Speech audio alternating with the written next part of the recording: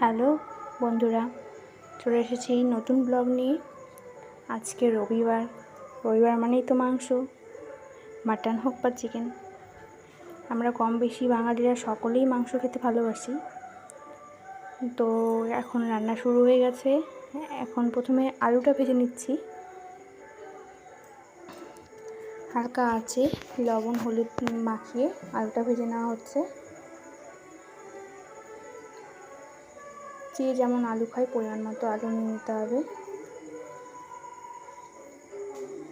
আলুটা যখন হালকা লাল লাল করে ভাজা হয়ে যাবে তখন আলুটা তুলে নিতে হবে। এখন আমার ভাজা হয়ে গেছে, আমি তুলে নিচ্ছি।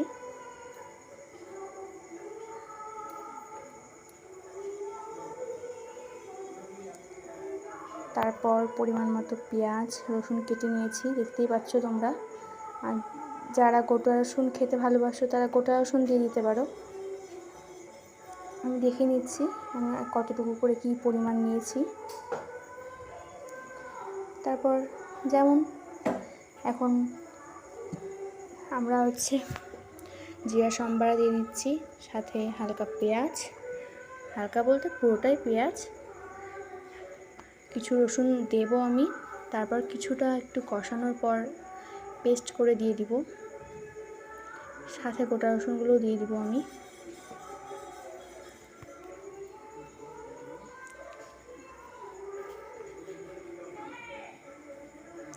গোটা রসুন দিয়ে দিলাম।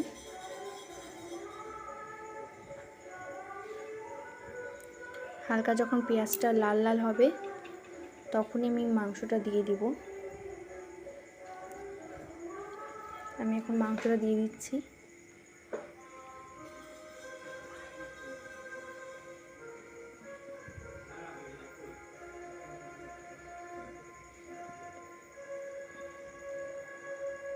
তারপর একটু নাড়াচাড়া করে পরিমাণ মতো হলুদ, পরিমাণ মতো লবণ দিয়ে দিব।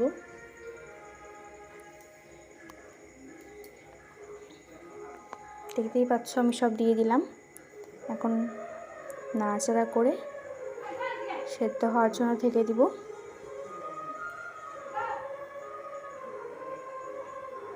দেখতেই পাচ্ছ আমি খুব সুন্দর করে নাড়াচাড়া করে নিচ্ছি। এখন আমি আদা জিরা পেস্ট করে নিয়েছিলাম আর শুকনো লঙ্কা, সেটাকে দিয়ে দিচ্ছি। দিয়ে হালকা নাড়াচাড়া করে সেদ্ধ হওয়ার জন্য ঢেকে দিব। যে যেভাবে রান্না করে তোমরা এইভাবে একবার ট্রাই করে দেখতে পারো, আশা করি সকলেরই ভালো লাগবে। দেখতেই পাচ্ছ এখনই গ্রেভিটা কি সুন্দর হয়ে গেছে।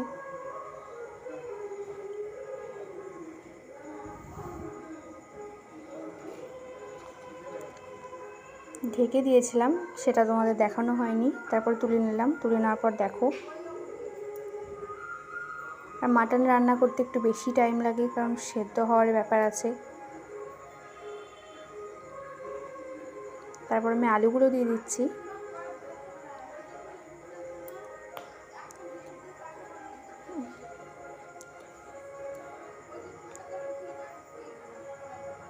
তারপর নাড়াচাড়া করে আমি আবার ঢেকে দিব। ঢেকে ঢেকে করছি কারণ সেদ্ধও হবে, খেতে একটু বেশি টেস্ট হবে। তারপর যেমন বললাম রসুন পেস্টটা দিয়ে দিলাম। ঢেকে করছিলাম, আমি কেটে কেটে করেছি ভিডিওটা, তোমরা বুঝতেই পারছো হয়তো। তারপর কিছুক্ষণ পর আমি রসুন পেস্টটা দিয়ে দিলাম।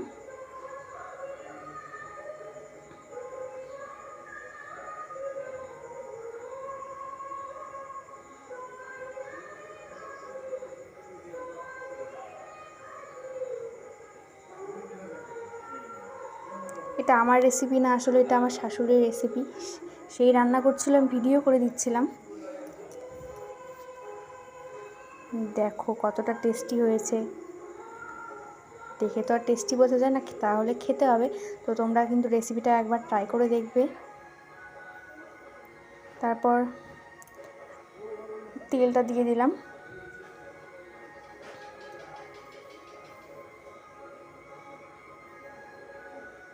পরিমাণ মতো জল দিয়ে দেওয়া হলো। এবার আমি কিছুক্ষণ ফুটতে দিব।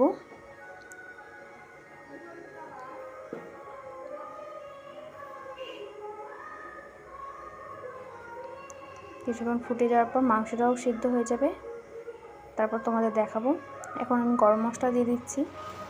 তারপর গরম মশলা দিয়ে দেওয়া হলো, তারপর নাড়াচাড়া করে কিছুক্ষণ ফুটবে, তারপরেই নামিয়ে নেব।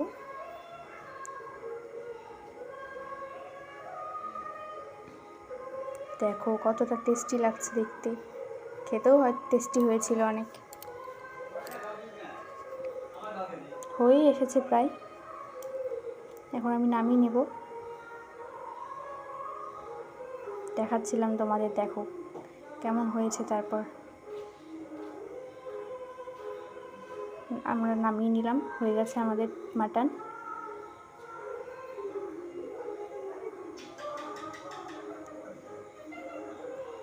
দেখতে যতটা টেস্টি হয়েছে, খেতেও ততটা টেস্টি হয়েছে।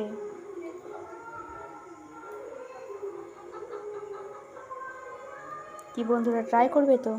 আজকের জন্য এতটুকুই।